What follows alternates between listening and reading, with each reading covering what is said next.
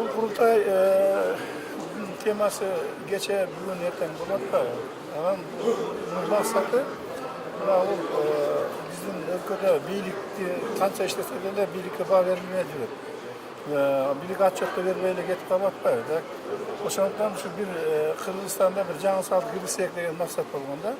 Kuşlar işlegeninde buna yeldin, buna tohumluk güçlerdin, sayası güçlerdin, mekençilik güçlerdin, Cenab-ı bir hükümet uyumlarının güçlerinin bir bazı belirse degen maksatlar şunu çakılatayız.